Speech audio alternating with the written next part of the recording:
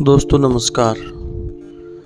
राजस्थान के जैसलमेर में थार के रेगिस्तान का रहस्य, कैसे बना जैसलमेर का मरुस्थल व रेगिस्तान। थार के मरुस्थल बनने की कहानी 6 करोड़ वर्ष पूर्व की है। ऐसा माना जाता है कि वह भूवैज्ञानिकों व इतिहासकारों द्वारा प्राप्त जानकारी से हमें यह पता चलता है कि यहाँ 6 करोड़ वर्ष पूर्व समुद्र हिलोरे मार रहा था। जैसलमेर के नज़दीक ही विशाल हकड़ा नाम का दरिया बहता था। यह दरिया इतना बड़ा व विशाल था कि लोग दरिया और समुद्र में फर्क भी नहीं कर पाते थे। और फिर धीरे धीरे समुद्र के नीचे पृथ्वी की भूगर्भीय हलचलों का होना प्रारंभ हो गया था और ये विशाल समुद्र व दरिया जमीन तट से ऊपर उठता चला गया और पानी दूसरे स्थानों पर चला गया। इस इलाके की ऊंचाई बढ़ती ही गई, समुद्र पीछे खिसकता गया। फिर समुद्र के सूख जाने से विशाल रेगिस्तान का उदय हो गया। दोस्तों, इस समुद्र में लाखों करोड़ों जीव जंतु व समुद्री पेड़ पौधे व वनस्पतियाँ मौजूद थी।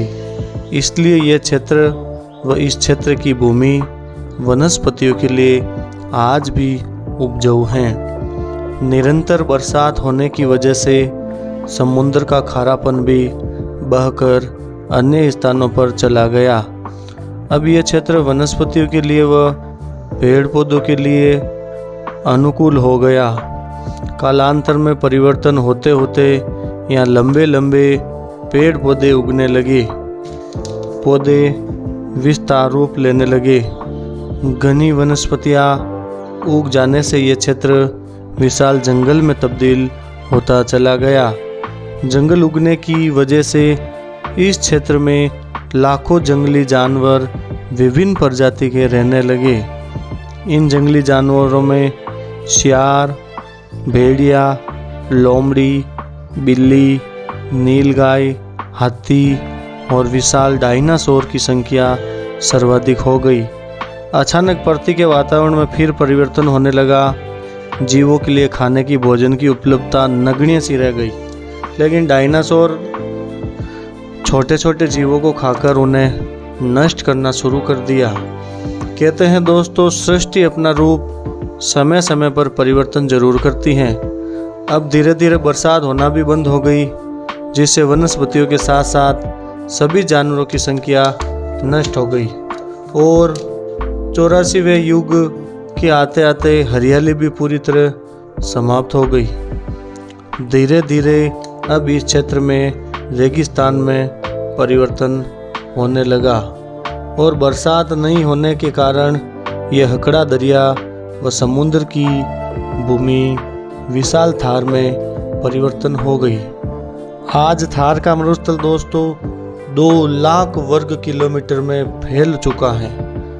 धीरे धीरे थार का मरुस्थल और फैलता जा रहा है। हम इस थार के मरुस्थल के में घूमते हैं या वैज्ञानिक द्वारा पता चलता है, इन मरुस्थलों पर रिसर्च करते हैं तो पता चलता है कि 6 करोड़ वर्ष पहले इस मरुस्थल में क्या हुआ करता था। जैसलमेर से ही 17 किलोमीटर दूर एक जगह स्थित है आक्कलवुड फोसिस पार्क। यहाँ पर आज भी 100 मीटर ऊंचे पेड़ों के तनों को सबूत के तौर पर संरक्षित किया हुआ है। इन पेड़ों के तनों को देखकर दोस्तों हमें आज भी उस 84 के युग की याद आती है, जब यहाँ विशाल वृक्षों का जंगल हुआ करता था। जैसलमेर के हमीरा व लौंद्र क्षेत्र में विशाल डायनासोर के अंडे व उनके अवशेष आज भी इतिहास को संजोए रखे हैं। ये अवशेष यहाँ पूर्व में जंगल व डायनासोर होने के पुख्ता सबूत हैं। और यदि जैसलमेर के आसपास की रेत को हम मुट्ठी में लेकर देखते हैं तो हमें छोटे छोटे गेंगों को हम हमारे हाथ में नज़र पाएंगे। इसके अलावा समुद्री जीव, शंख व सीप, मोती भी यहाँ से प्राप्त हुए हैं। जो हमें यहाँ पर समुद्र होने का पुख्ता सबूत देते हैं। आज हम इतने खूबसूरत जैसलमेर शहर को देखते हैं तो लगता है वहाँ पर कई वर्षों पहले समुद्र हिलोरे मारता था। जैसलमेर के आसपास आज भी पानी के कटाव के अवशेष पत्थरों पर पाए जाते हैं। इस क्षेत्र में हकड़ा दरिया के अलावा और भी नदियाँ समुद्र में मिलती थी, जो नदियाँ पूर्णतः लुप्त हो चुकी हैं, जिसमें प्रमुख नदी थी सरस्वती। वैज्ञानिकों ने इस नदी क्षेत्र में सरस्वती नदी बहने के सबूत दिए हैं। आज भी इस क्षेत्र में पानी की जमीन के नीचे उपलब्धता है और वैज्ञानिकों द्वारा आज भी विलुप्त हुई इस सरस्वती नदी की खोज जारी है और वर्तमान में लगभग इस नदी को खोज लिया गया है। अब इस नदी के बहाव क्षेत्र में नलकूपों द्वारा पानी निकाला जाता है। अब वापस यहाँ खेती करना प्रारंभ हुआ है। दोस्तों, यही था जैसलमेर के थार का रेगिस्तान बनने की कहानी।